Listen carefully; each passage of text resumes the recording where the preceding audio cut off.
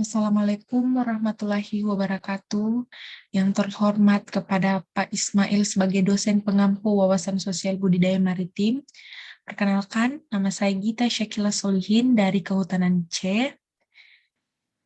Baik, untuk mempersingkat waktu, saya akan menjelaskan tentang materi dari pekan pertama sampai pekan terakhir. Baik, yang pertama, konsepsi benua maritim Indonesia. Sebelum kita membahas tentang konsepsi benua maritim Indonesia, kita perlu mengetahui BMI. Secara umum, benua maritim Indonesia diapit oleh dua samudera Hindia dan Pasifik, dan dua benua, yaitu Australia dan Asia, yang dilalui oleh ekuator geografis dan meteorologis, secara merupakan pertemuan antara tiga lempeng kerak bumi Eurasia dan Indo-Pasifik dan Pasifik. Kenyataannya, ini menunjukkan sangat luasnya potensi kekayaan alam di Laut Indonesia dan laut sekitarnya, landasan kontinen, yang dapat dimanfaatkan untuk pembangunan nasional dalam jangka. Karena ini, wajarlah kiranya jika Menristek Prof. Dr. B.J. Habibie kini menyebutnya Indonesia telah menjadi satu benua maritim, dalam arti luasnya yang telah seperti benua dan komposisinya yang semakin berdasar komponen maritimnya. Setelah perjuangan selama 25 tahun, maka konsepsi negara kepulauan Indonesia, Archipelago State Prince of Indonesia yang diumumkan oleh Perdana Menteri Juanda tanggal 13 Desember 1957 telah mendapatkan pengakuan dunia dan sah dalam Konvensi Hukum Laut PB yang ditandatangani di Montego Bay, Jamaika tanggal 10 Desember 1982. Dengan demikian, kesatuan geografis Indonesia terdiri dari udara, darat, dan laut, serta tanah di bawahnya dan seluruh kekayaan alam yang terkandung di dalamnya. Sejak saat itu, secara resmi telah diakui berdasarkan hukum internasional menjadi wilayah negara Republik Indonesia. Di samping itu, Konvensi Hukum Laut tersebut sekaligus juga mengakui kewenangan Indonesia atas kekayaan alam di zona ekonomi eksklusif dan landasan kontinen atau kontinen shelf Indonesia di luar kesatuan Nusantara tersebut. Selanjutnya, konvensi tersebut tidak lagi memperhitungkan masalah lebar atau kedalaman laut di antara pulau-pulau Indonesia. Seperti diketahui secara geologis, kepulauan Indonesia terpecah menjadi 3 bagian utama, yaitu Sunda Plate di bagian barat yang terdiri dari laut-laut dangkal yang merupakan satu kesatuan geologis dengan benua Asia. Kawasan laut dalam yang merupakan oseanik di bagian timur, khususnya di Laut Belanda, dan Sahul Plate di sebelah timur yang mencakup Laut Arafura dan Irian Jaya, yang pada dasarnya merupakan bagian dari kontinen Australia. Ketiga pembagian ini pun sejalan dengan praktek tektonik di kawasan Indonesia. Seperti diketahui, di masa lalu, masalah lebar laut, kedalamannya, serta perbedaan plate-plate sering dipergunakan sebagai salah satu alasan juridis untuk menentang prinsip kesatuan tentara Indonesia tersebut dengan telah diakuinya Konvensi Hukum Laut 1982 tersebut, maka berarti hal itu telah dapat kita atasi setelah perjuangan politis dan diplomatis yang lebih dari 25 tahun. Selanjutnya, pembahasan karakteristik BMI. Ditinjau dari segi konfigurasi geografisnya merupakan wilayah perairan yang ditaburi pulau-pulau besar dan kecil. Topografi daratan, wilayah Indonesia merupakan pegunungan dengan gunung-gunung berapi memiliki garis pantai terpanjang. Panjang pantai 81.000 km atau kedua terpanjang di dunia setelah Kanada, merupakan wilayah pesisir dengan ekosistem yang secara geologis sangat dengan tingkat keanekaragaman hayati yang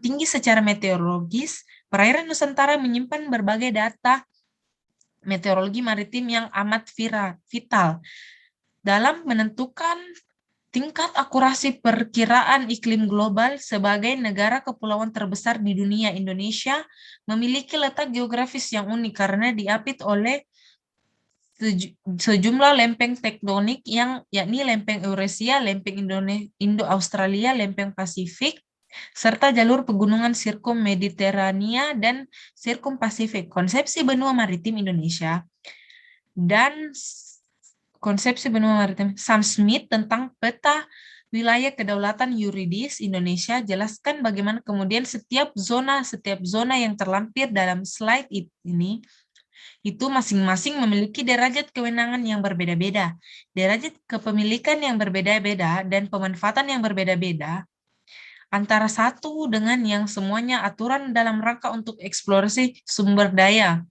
Konteks maritim yang khususnya kelautan ini adalah salah zona yang penting untuk kita yang menjadi wilayah yurisdiksi. Indonesia yang dimiliki saat ini adalah keuntungan nanti akan saya jelaskan dalam konteks situasi ketika kita melihat peta ini, yaitu klasifikasi wilayah pesisir berdasarkan komunitas hayati,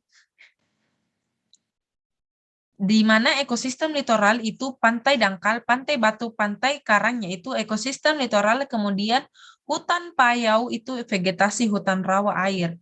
Selanjutnya tadi sudah kita bahas tentang wilayah, kemudian wilayah udara, karena kita membicarakan karakteristik benua maritim Indonesia, jadi adakah di wilayah pesisir, kemudian wilayah udara dibagi menjadi dua ruang, ruang antariksa, jadi wilayah udara deklarasi 1976 terbagi atas dua ruang udara. Antariksa deklarasi ini menunjukkan bahwa kedua ruang memiliki derajat kewenangan yang berbeda-beda. Ruang udara adalah ruang udara nasional atau wilayah kedaulatan negara yang pemanfaatannya dikendalikan oleh negara tersebut. Jadi ada ruang udara di mana kedaulatannya itu milik negara tersebut, milik misalnya Indonesia dari daratannya, dari darat sampai yang tertentu menjadi ruang udara pengelolaan dan lain sebagainya itu Indonesia. Kemudian ada ruang antariksa, ruang angkasa, pemanfaatannya secara tidak boleh dijadikan subjek negara. Selanjutnya, potensi sumber daya alam berbasis budaya.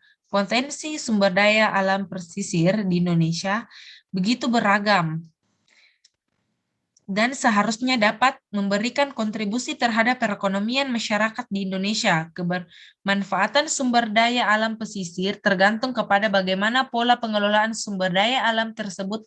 Lokasi desa Senglawan memiliki sumber daya alam pesisir yang juga dikelola oleh masyarakat untuk kepentingan ekonomi mereka. Penelitian ini dilakukan dengan metode campuran antara metode kualitatif dan kuantitatif untuk mengetahui bagaimana pola pengelolaan sumber daya alam pesisir, termasuk pengelolaan yang mematuhi kaidah sustainable development. Hasil yang diperoleh dari Kecamatan Perbaung, Kabupaten Serdang, Bedagai memiliki pola pengelolaan yang sudah terorganisir. Pengelolaan yang dilakukan adalah dengan pengambilan biota laut, seperti sotong, udang, kepiting, dan ikan-ikan dilakukan dengan cara tradisional. Selain itu, sumber daya alam pesisir juga dikelola sebagai tempat wisata wilayah pesisir di Desa Senglawan. Memiliki lahan mangrove yang dirawat dan dikelola dengan baik oleh masyarakat. Pengelolaan dilakukan ada dengan mengelola daun serta buah mangrove untuk dijadikan makanan.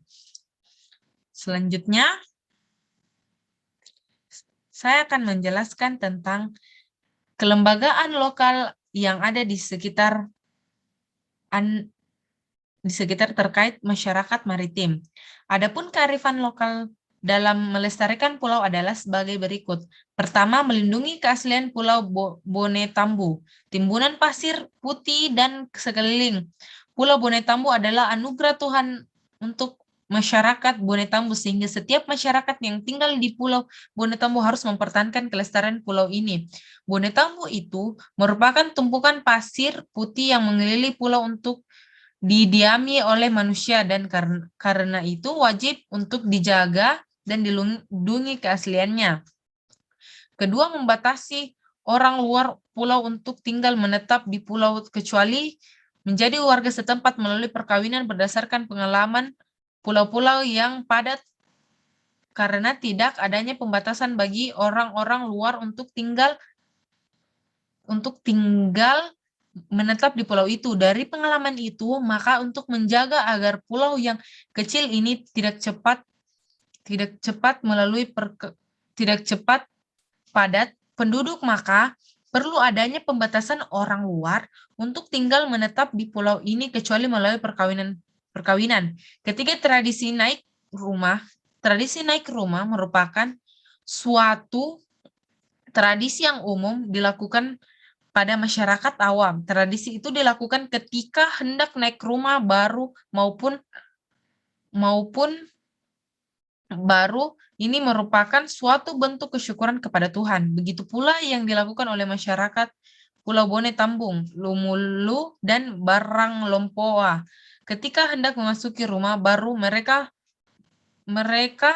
membuat tradisi barasanji menggunakan tetang dan menyiapkan masakan yang berbeda seperti songkolo, onde-onde, pisang, dan cucur.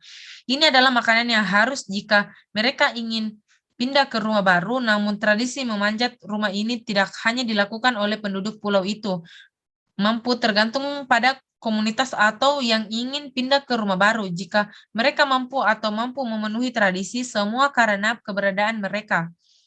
Faktor ekonomi keempat, tradisi perkawinan, kematian, dan kelahiran Bone Tambung.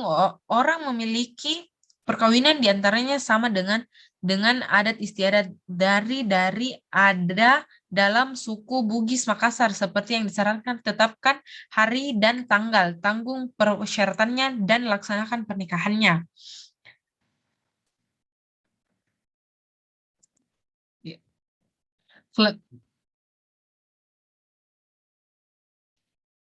Pembangunan ekonomi kemaritiman berdasarkan jenis sumber daya alam yang menjadi potensi kemaritiman kita. Yang pertama, jenis sumber daya alam, kemudian sektor-sektor kegiatan dengan berdasarkan jenis sumber daya alam yang dimiliki oleh ini adalah yang menopang satu sama lain, kemudian mengakibatkan dan memunculkan sektor-sektor ekonomi kemaritiman.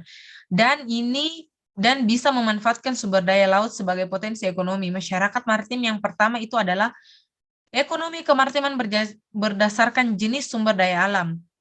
Sumber daya yang dapat pulih, sumber daya alam yang tidak dapat atau non-renewable resources. Mana sumber daya ikan kecil, demersal, udang, dan prestasi lainnya, ikan hias atau ikan karang, dan ikan-ikan lainnya. Yang kemudian itu sumber daya alam yang dapat berproduksi secara alami, kemudian terumbu karang dan pulau-pulau kecil. Jadi merupakan sumber daya alam yang secara natural, secara alami bisa diproduksi kembali tanpa membutuhkan. Baik, untuk pertanyaan kritisnya, bagaimana mahasiswa dalam mengimplementasikan wawasan sosial budidaya maritim? Jadi, mahasiswa wajib mengimplementasikan karena di mata kuliah WSBM mengandung pokok-pokok bahasan tentang pengertian WSBM, pengenalan tentang geografi, kelautan dan kepulauan, khususnya Indonesia, potensi sumber daya laut, sosial demografi, dan ekonomi, dan sosial budaya, serta sejarah. Ketiga, sosial demografi, sosial ekonomi, dan sosial budaya merupakan pokok-pokok bahasa inti dan dalam mana tampak karakteristik dan nilai-nilai berkehidupan bersama dalam konteks sempit dan luas. Baik, Pak, itu saja review wawasan sosial budidaya maritim saya. Mohon maaf jika bila ada salah. Wassalamualaikum warahmatullahi wabarakatuh.